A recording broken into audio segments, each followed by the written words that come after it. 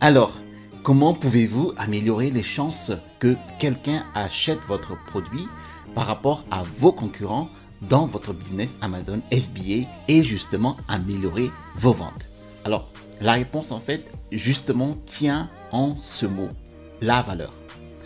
Dans cette vidéo, je vais vous montrer les meilleurs moyens pour différencier votre produit sur Amazon justement par rapport à vos concurrents en ajoutant de la valeur et détruire ainsi votre concurrence. Bonjour et bienvenue dans cette nouvelle capsule. Je m'appelle Teddymax, je suis un vendeur professionnel sur Amazon FBA. Ma passion est de partager avec vous les conseils et stratégies sur la façon dont vous pouvez créer un business de marque privée Amazon FBA à succès.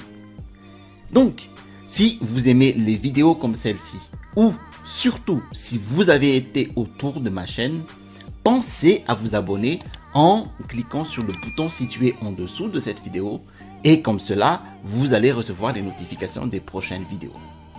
À la fin de la vidéo, je vais vous donner les stratégies et les techniques pour gagner définitivement en fait les parts de marché de votre niche en vous différenciant. C'est parti. Alors, qu'est-ce que la valeur? Il existe en fait deux types de valeurs. La valeur perçue et la valeur réelle. La valeur perçue est subjective.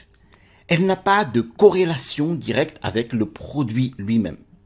C'est ce qu'une personne croit que le produit vaut dans son propre esprit et cela peut varier en fait d'une personne à l'autre en fonction des besoins de chaque individu et surtout de la façon dont le produit est commercialisé et positionné. Un exemple de valeur perçue est lorsqu'un ami vous demande par exemple combien vous payerez pour quelque chose. Ce que vous percevez de l'article en fait vaut pour vous. Le problème vient lorsque le prix réel en fait dépasse ce qu'une personne perçoit que l'article vaut. Et je vais plus entrer en détail sur ce sujet dans un peu de temps. Or, la valeur réelle n'est pas subjective et n'est certainement pas fondée sur l'opinion de quelqu'un. C'est une valeur quantifiable qui peut être mesurée physiquement, comme la qualité, les avantages et les caractéristiques que je vais approfondir dans un instant. Maintenant, pourquoi sont-elles importantes? Eh bien, avec le business model PL ou le Private Label sur Amazon FBA, vous ne pouvez pas vous contenter de faire de la recherche de produits et de vendre des produits qui correspondent à vos critères de recherche. Trouver un produit potentiel n'est que la première étape.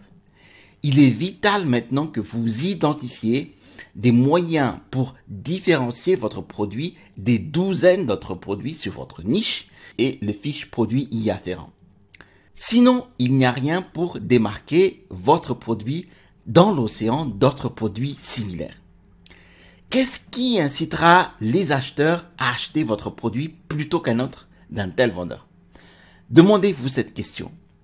Il est important de noter ici que vous ne voulez jamais différencier en fonction du prix. Donc, la différenciation en fonction du prix, en fait, entraînera toujours une guerre des prix.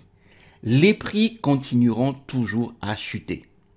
Et finalement, cela finira par être une course vers le bas où, à la fin, personne ne gagnera de l'argent. Donc, ne faites jamais de différence en fonction du prix. En fait, sur Amazon, il existe un autre business model qui s'appelle le Retail Arbitrage et c'est exactement la façon dont ce business fonctionne. Le vendeur achète un produit sur le marché, donc dans un centre commercial, dans un magasin, et le revend par exemple sur Amazon. Et comme ce n'est pas une marque privée, une marque propre, c'est une marque distributeur par exemple, eh bien, il va se battre sur les dizaines de personnes, de vendeurs qui vendent exactement le même produit. Et justement, pour se faire différencier par rapport à ces autres vendeurs, il est obligé de baisser le prix. Et à un certain moment donné, le vendeur ne peut plus baisser le prix parce qu'il aura atteint en fait le seuil de rentabilité en dessous de laquelle il est en perte sèche. Voilà. Donc, vous voulez toujours augmenter votre prime en ajoutant de la valeur afin de pouvoir facturer plus cher et donc augmenter vos marges. Alors, comment ajouter de la valeur et dominer vos concurrents? Parlons d'abord de la valeur perçue. Cela peut sembler contre-intuitif, mais ajouter de la valeur basée sur la valeur perçue n'a rien à voir avec le produit lui-même. Une façon d'y parvenir est de créer une meilleure liste. Par exemple, faire prendre des photos professionnelles. Les photos sont ce qui a d'abord attiré l'attention des acheteurs. Et il est donc important d'avoir la meilleure qualité photo principale qui sera accrocheur et toutes les photos supplémentaires nécessaires pour communiquer la valeur de votre produit au potentiel client. Savez-vous par exemple qu'il faut au moins 4 ou 5 photos sur votre fiche produit pour que justement cette fiche produit convertisse. Ensuite, il est très facile de montrer ce qu'est un produit et ce qu'il peut faire, puis de le décrire avec des mots et de le faire lire par l'acheteur. Une image vaut 1000 mots. Vous voulez également ajouter de la valeur en communiquant le mieux possible les avantages de votre produit dans votre titre, votre liste à puces et votre description. Les débutants sont souvent trop préoccupés en fait par le bourrage de mots-clés que de communiquer les avantages de leur produit. Rappelez-vous ceci, un humain est en train de lire le titre, les listes à puces et la description de votre fiche produit. Et c'est un humain dont vous avez besoin pour vendre votre produit et non un algorithme. Bon, vous ne vous êtes donc pas assuré de profiter des avantages de votre produit. Sachez également que vous devriez vendre les avantages et non les caractéristiques. Les gens en fait agissent en fonction de deux émotions fondamentales. Soit pour réduire la douleur, soit pour augmenter le plaisir. Ainsi, vos photos, votre titre ou votre liste à puces devraient vraiment communiquer comment votre produit facilitera la vie justement de quelqu'un d'autre et résoudra un problème ou un point douloureux dans sa vie.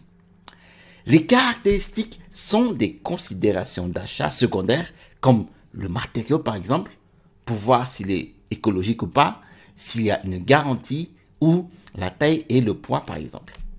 Maintenant, une autre façon d'ajouter de la valeur perçue est d'avoir de meilleures évaluations clients. Maintenant, qu'est-ce que je veux dire par là? C'est un conseil pro secret. Il va à l'encontre des conditions d'utilisation d'Amazon, donc les fameux termes TOS, donc Term of Services of Amazon, et je ne tolère donc pas cela. Supposons que vous avez des amis et de la famille qui achètent votre produit, mais vous les laissez l'utiliser au lieu de leur demander d'écrire des critiques sur votre fiche produit. Vous devriez leur dire quoi écrire. Vous connaissez le mieux le créneau, la niche et vous savez comment votre produit est meilleur que vos concurrents. Donc, vous devez rédiger les commentaires de manière à présenter les avantages et à répondre aux questions ou préoccupations de tout acheteur potentiel. Et demandez simplement à vos amis ou à votre famille de les copier-coller lorsqu'ils laissent les commentaires. Mais faites-le à vos risques et périls, car Amazon s'attaque aux personnes, aux vendeurs qui manipulent leur système de surveillance. Maintenant, différencier en fonction de la valeur réelle. C'est donc ici que vous ajoutez de la valeur qui est réellement mesurable, comme l'amélioration de la qualité du produit, la résolution d'un problème, l'ajout de fonctions ou de variantes ou le recoupement. Alors, comment savoir quelle méthode utiliser? La meilleure façon d'examiner donc les commentaires clients ou les évaluations clients est d'essayer d'identifier les problèmes communs dont les acheteurs se plaignent. Ici, vous pouvez déterminer si le produit se casse ou ne répond pas à certaines exigences en fait ou à certaines recommandations des clients ou s'il y a des caractéristiques ou des variations d'acheteurs qui souhaitent que nous soyons disponibles comme les tailles, les couleurs ou les options multipack. Vous pouvez ensuite différencier en fonction en fait des données réelles plutôt qu'en devinant. Alors, comment pouvez-vous dire quelle est la bonne méthode pour différencier par rapport à une mauvaise méthode? Une mauvaise méthode, en fait, de différenciation est l'absence de données ou de preuves démontrant qu'il y a une demande pour cette caractéristique ou cette variation particulière de produit. Par exemple, si une personne se plaint de ne pas pouvoir acheter une taille ou une couleur différente, offrir une taille ou une couleur différente n'est pas une bonne méthode de différenciation qui va ajouter de la valeur.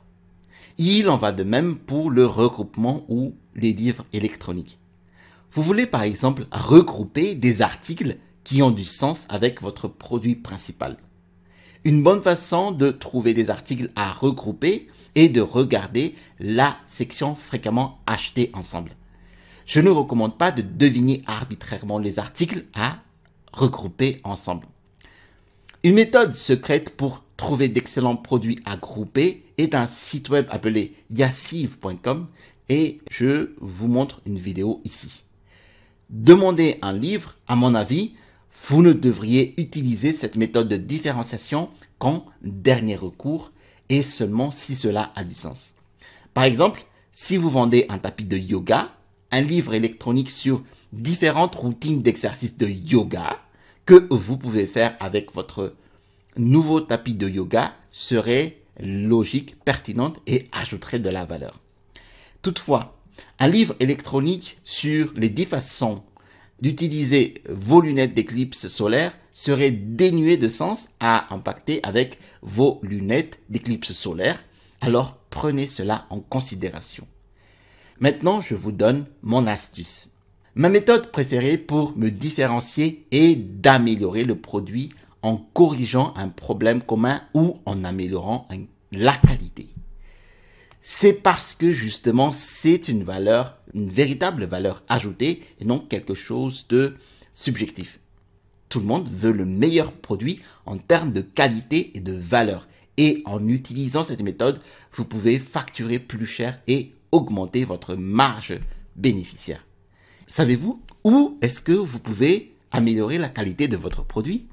Eh bien, en regardant les commentaires des clients, surtout dans la zone des commentaires négatifs. Les commentaires avec 1 ou 2 étoiles, des fiches produits. Et dans ces commentaires, vous aurez tout le temps des doléances, des plaintes des clients sur le produit. Faites-moi savoir dans les commentaires quelle est votre méthode préférée pour faire la différenciation et ce qui a ou ce qui n'a pas fonctionné pour vous. D'accord? En fin de compte, trouver un produit qui répond à vos critères n'est donc qu'une première étape. Pour que votre produit soit un succès, vous devez trouver une méthode pour vous différencier afin qu'il se démarque de vos concurrents et ajoute de la valeur et ne pas simplement vendre exactement le même produit à l'emporte-pièce que tout le monde dans votre niche. Merci de regarder cette vidéo jusqu'à son terme. Si vous avez trouvé de la valeur dans cette vidéo, vous savez ce qu'il faut faire. Je vous invite à appuyer sur le bouton s'abonner situé en dessous de cette vidéo pour recevoir les prochaines notifications des vidéos.